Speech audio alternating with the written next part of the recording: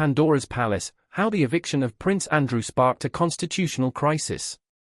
In what was intended to be a decisive maneuver to rehabilitate the image of the British monarchy, King Charles III's determination to evict his disgraced brother, Prince Andrew, from the Royal Lodge appears to have backfired in a potentially catastrophic manner.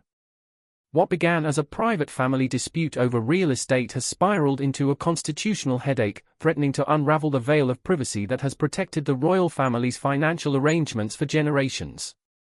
By forcing the Duke of York out of the shadows of his Windsor mansion, the king has unwittingly pulled a loose thread that is now triggering a government probe, exposing secrets the Windsors have kept hidden for decades.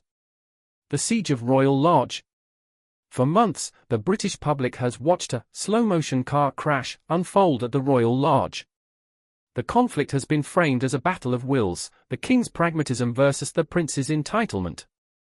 King Charles, committed to a vision of a slimmed-down monarchy, made it clear that Prince Andrew, stripped of his official duties and Her Royal Highness style, could not continue to occupy the crown jewel of the Windsor estate. The Royal Lodge is a property of immense value and historical significance, famously serving as the beloved home of the Queen Mother. It boasts 30 rooms and sits on 98 acres of grounds. The optics of a non-working royal residing in such splendor were, admittedly, terrible. The residence has been described as suffering from neglect, with leaking roofs and damp walls, yet Andrew has maintained a stubborn refusal to vacate the premises he has called home for 2 decades.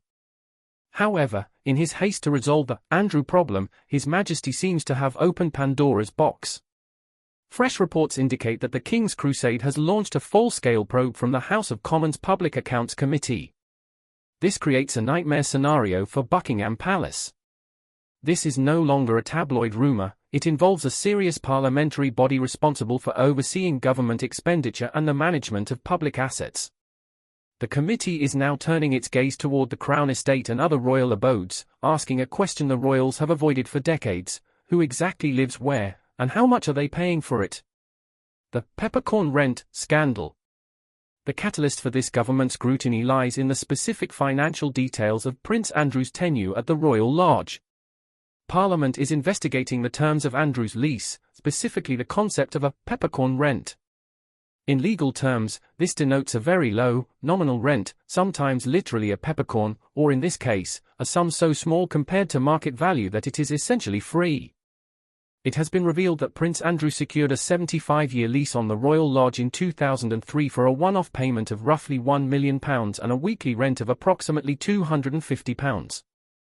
For a mansion of that size in that location, this is a deal that no ordinary British citizen could ever dream of. With the cost of living crisis squeezing pensioners and families across the United Kingdom, the revelation of this arrangement has struck a raw nerve. The public is now asking uncomfortable questions. If the king is evicting Andrew because the look is bad, what about the rest of the family? Are other members of the extended family living in grace and favour apartments for nominal fees? Who is subsidising these lavish living arrangements? By making a public spectacle of Andrew's tenancy, Charles has invited the government to scrutinise the ledger books that were previously ignored. The end of apathy and the leaky pen. Royal experts argue that apathy was previously the royal family's greatest shield. As long as the public wasn't interested in the specifics of leaseholds and rental agreements, the royals managed their estates with relative autonomy. There was a respectful distance between the public and the palaces.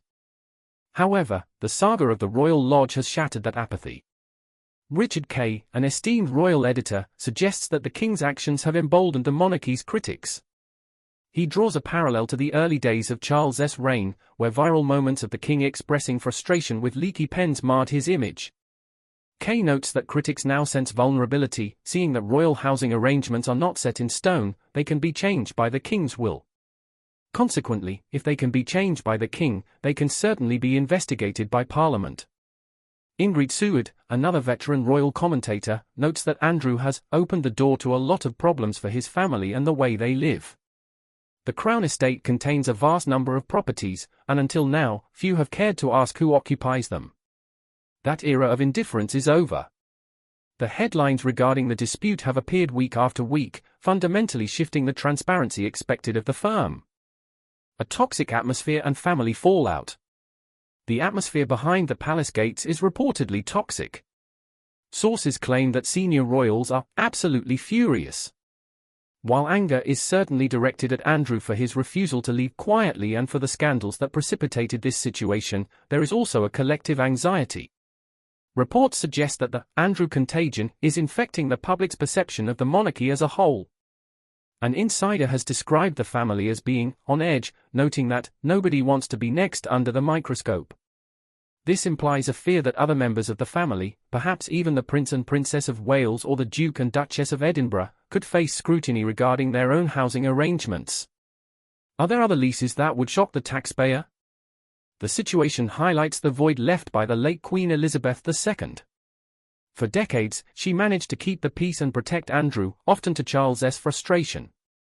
With her passing, the buffer is gone. Charles is now the CEO of the firm, making business decisions that are inevitably personal and messy.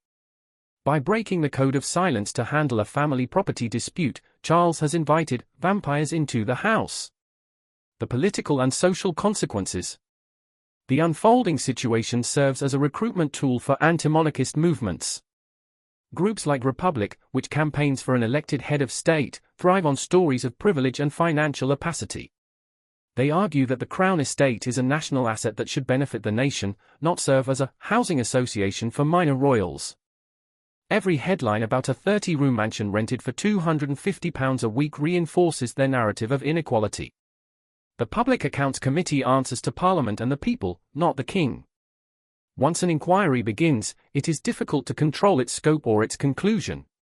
The King's advisers are likely scrambling to ensure that all other royal residences are beyond reproach, but the damage to the institution's reputation for fiscal responsibility has already been done. A harsh lesson in modern monarchy. Ultimately, the siege appears to be concluding with Prince Andrew expected to relocate to Sandringham, the King's private estate in Norfolk. While this move offers Andrew the seclusion he desires, tucking him away, out of sight and out of mind, it creates a new symbol of the monarchy's housing crisis. The Royal Lodge stands as a testament to a bygone era of unchecked privilege that clashes violently with modern sensibilities. King Charles III wished to demonstrate strength and modernization by dealing ruthlessly with his brother. Instead, he displayed a lack of foresight regarding the political fallout. He failed to realize that transparency in the modern era is not a choice, but an inevitability. If the monarchy does not provide it willingly, it will be forced upon them. The swish of the pen that was meant to evict a tenant has effectively signed a warrant for an investigation that could permanently alter the way the royal family lives. As Andrew packs his bags for the isolation of Sandringham, the dust will not settle immediately.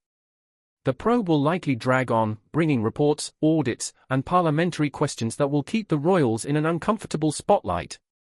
The King has learned a harsh lesson. In trying to clean up a mess, he has exposed the very foundations of the system he sought to protect.